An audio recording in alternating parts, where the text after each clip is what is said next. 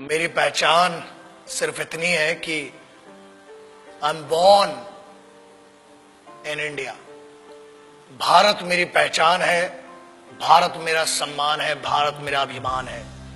आप मुझसे सब कुछ छीन सकते हो, मेरा तन, मेरा लहू, हर कुछ, मुझसे मेरी पहचान भारतीय होने की नहीं छीन सकते, और वही मेरी आइडेंटिटी है।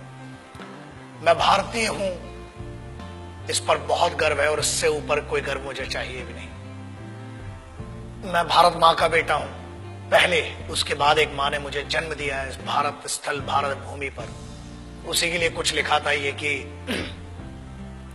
काश मेरी जिंदगी में सरहद की कोई शाम आए, जब कुछ हो तो बॉर्डर पर हो।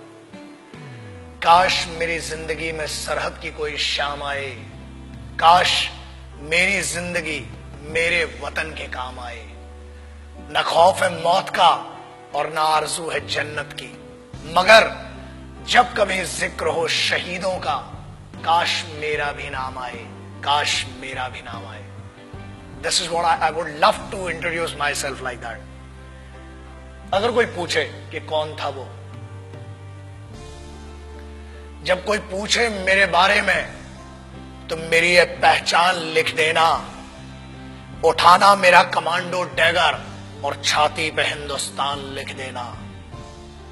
कोई पूछे पागल था वो कौन, तो भगत सिंह और क्रांतिकारियों का चेला और इंकलाब का गुलाम लिख देना।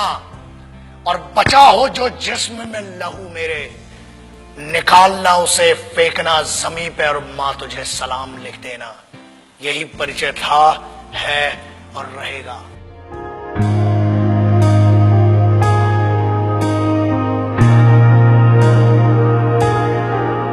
आजकल बहुत एक मुद्दा चल रहा है, देशभक्ति। कुछ लोगों ने उसे हिंदुओं से जोड़ दिया, कुछ ने मुसलमानों से जोड़ दिया, कुछ ने सिखों से, कुछ ने ईसाइयों से। एक बात याद रखना, हम पहचान हैं, एक ऐसा महाविद्यालय, एक ऐसी university. It's like an university, it's like a college, the country is like college. We may have different wings, we may have different subjects, but we all belong to one college, and that college is Bharat, राष्ट्र। आप उसको हुब्बुल वतनी कह लें उर्दू में, अरबी में, उसको आप जननी जन्मभूमिश्च कह लें आप संस्कृत में, आप मादरे वतन कह लें, वतन की इज्जत कह लें, आप कुछ भी कह लें। आज बहुत जरूरी हो गया है उस ट्रेटर, उस गद्दार, या बेहतर लैंग्वेज में उसको गद्दार और चूतिया कहेंगे, उसकी बात करना जो आज की डेट में बड़ा सेलिब्रिटी बन के फिर रहा है।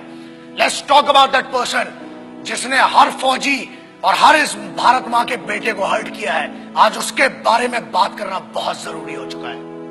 न हिंदुओं से न मुसलमानों से इस मुल्क को तकलीफ है गद्दार और बेईमानों से, जिन्हें हम हार समझ बैठे थे गला अपना सजाने को, वही अब नाग बन बैठे हम ही को काट खाने को। पिछले 2-3 महीने it has been disturbing me a lot. I being an Indian, I being a soldier, I being a simple son of this motherland, feel hurt, disheartened, and at the same time I feel pity for them. बुरा लगता है। कारण यह, लोग कहते हैं कि हम कुछ कर नहीं सकते। ऐसा है, करने पर आ जाए तो बहुत कुछ कर सकते हैं, लेकिन हम सम्मान करते हैं भारत के सर्वोच्च न्यायालय का, सुप्रीम कोर्ट का, और उसके आदेश की अवहेलना नहीं करना चाहते हैं। उसके आदेश का पालन करते हुए कुछ गद्दारों को आज भी छोड़ रखा है, वरना ऐसा है काम ही हड्डियां तोड़ने और जान लेने का हिंदुस्तानी फौज करती है। किसी ने कहा, मैं उन गद्दारों का शायद नाम भी लेना पसंद नहीं करूंगा, बिकॉज वो इतना भी डिजर्व नहीं करते कि उनका नाम इस जुबान पर आए। बट एक चीज बोलना बहुत जरूरी है। कुछ लोगों ने यह कहा कि भारतीय सेना रेपिस्ट है।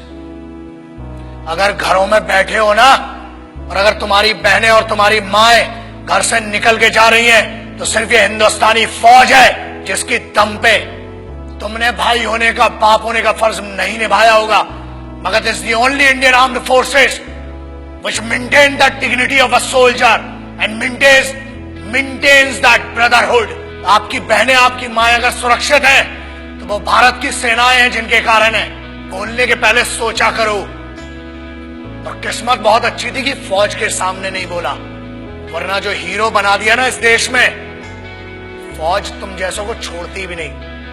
मगर यह भारत का संविधान है, this is the constitution of India, जिसने बांध रखा है हमारे हाथों को।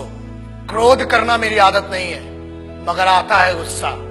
इसलिए आता है क्योंकि चाणक्य ने कहा था कि अक्सर मैंने झूठे लोगों को मुस्कुराते हुए देखा है। जो सच बोलता है और दिल से बोलता है उसको गुस्सा बहुत आता है। और ये गुस्सा इस बात का है कि इस देश में कुत्तों को मारने की परमिशन नहीं है, इसलिए अभी तक बचे हुए हो। फौज को रेपिस्ट बोलते हो? Ask your sisters and your mothers, ask your family members, if there are 10 young boys and if there is a single soldier, ask a girl, ask a young girl, where would she go for the help and whom would she ask for the help?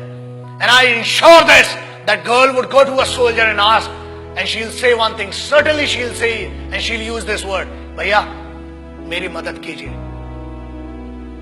क्या है ये? जवानी संभल नहीं रही है तो बताओ। 23 साल में शहीद आजम भगत सिंह, राम प्रसाद बिस्मिल, अशफाक उल्लाह खान, चंद्रशेखर आजाद बड़ा बड़ा काम करके चले गए। बहुत गर्मी है, अरे सेना ज्वाइन करो, भारत की फौज, आओ दुश्मनों से लड़ो ना। घर के अंदर क्यों दुश्मनी का माहौल बनाते हो? एक बात कही गई जिसपे बड़ा दर्द हुआ कि अफजल, अरे वो गद्दार टेररिस्ट, उसके लिए बोलते हो, उसको हीरो बना दिया तुमने, वरना कोई जानता भी नहीं था। ऐसे बहुत आए गद्दार, बहुतों को फांसी लगाई। उसको कहा गया कि अफजल हम शर्मिंदा हैं, तेरे कातिल जिंदा हैं। I feel ashamed for these guys. तेरे कातिल मतलब क्या है? What do they want to say? तेरे कातिल कौन हुए? भारत का संविधान, सर्वोच्च न्यायालय ने उसको फांसी सुनाई है। हर हक दिया इस बात का कि पहले आपकी पिटीशन दायर हो, आपके ऊपर पूरा मुकदमा चलाया गया। अरे समस्या ये, हम तो आतंकवादियों को भी क्या बोलूं, भाषा फिसल जाएगी तो बहुतों के परखच्चे उड़ जाएंगे। आप कहते हो कि तेरे कातिल, चलो, it means you are blaming the constitution of India. Bharat के अगेंस्ट में कहने की ना हमने तुम्हें छूट दी है और ना आजादी। आजाद हुए हो तो भी इस फौज के कारण और उन क्रांतिकारियों के कारण जिनने अपना लहू बहाया है इस मिट्टी के लिए, तब बना है भारत का संविधान। You can not insult, you can insult me as an individual, you can insult one person, मतलब जो पीठा, जो न्यायाधीश थे, जो वो लोग थे जिनने फांसी की सजा सुनाई, आप उनको कह रहे हैं कि वो कातिल थे। अरे धिक्कार है आपके ज्ञान पर। I feel ashamed for it.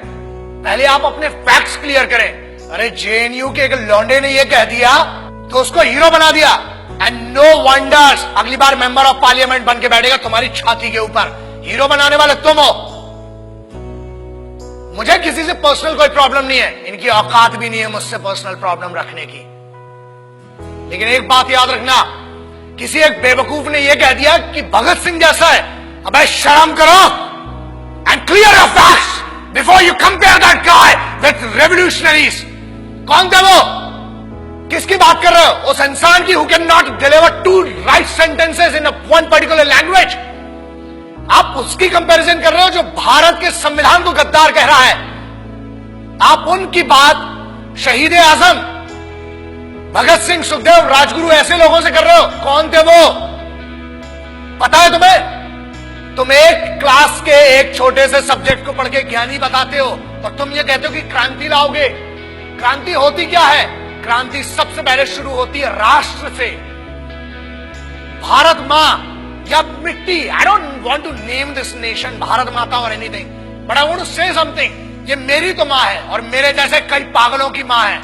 याद रखना, बहुत छूट मिल गई है, अपनी आजादी का गलत उपयोग मत करो, वरना अगर छूट देना आता है तो लगाम लगाना भी आता है। बोलने की आजादी है, ठीक है, हमने आजादी दी है, बट वो आजादी किसने दी है? The freedom has been given to you by the constitution of this country. The honourable Supreme Court has some guidelines. The honourable constitution of this country has some guideline and we must respect that. आज आप एक बंदे को जिसको जमानत पर छोड़ा गया है उसको हीरो बना दिया. मेरा उस बच्चे से और मेरा उस लड़के से कोई पर्सनल प्रॉब्लम नहीं है, मगर याद रखना इस देश का हर दुश्मन मेरा दुश्मन है. इस भारत माता, इस मिट्टी के ऊपर कोई भी बात करेगा, that guy, that person has to face me and the soldiers of this country. आप कैसे भारतीय सेना को रेपिस्ट कह सकते हो? शर्म करो सेंटेंस के ऊपर. अगर आज भी बच्चियां सुरक्षित हैं, if the Indian youth, if everybody whoever is doing whatever they want to do, if this freedom has been given to them, it is just because of one thing, that Indian army, navy and air force, the Indian armed forces are fighting for you day and night. जब तुम सोने जाते हो तब उनकी duty का वक्त शुरू होता है. शर्म खाओ इस बात के लिए. और याद रखना, भारत को तोड़ने की कोशिश मत करो. ना हिंदुओं से न मुसलमानों से इस मुल्क को तकलीफ थी, है कुछ गद्दारों से और कुछ बेईमानों से. And I am telling you on behalf of every Indian. यार आप क्या बात करते हो? मैं इस देश के यूथ का सबसे बड़ा फैन हूं और मैं कहता हूं, मैं इनका फैन हूं, भारतीय युवाओं का. The Indian youth, I am your biggest fan. और याद रखना, अपनी आजादी का गलत उपयोग मत करो, क्योंकि आप जिस ट्रैक पर ले जा रहे हो, तुम इसलिए बचे हो आज तक क्योंकि भारत के संविधान ने आज भी जानवरों और कुत्तों को मारने की आजादी नहीं दी है. अगर होती तो कब के निकल चुके होते. और आज भी इंतजार कर रहे हैं कि तेरा निर्णय सर्वोच्च न्यायालय करेगी. और अगर नहीं किया, keep my words and take my words. ये चेहरा याद रखना. हम बोलते कम है, घसीटते और मारते ज्यादा है. जय हिंद, वंदे मातरम, इनकलाब जिंदाबाद, भारत माता की जय. याद रखना.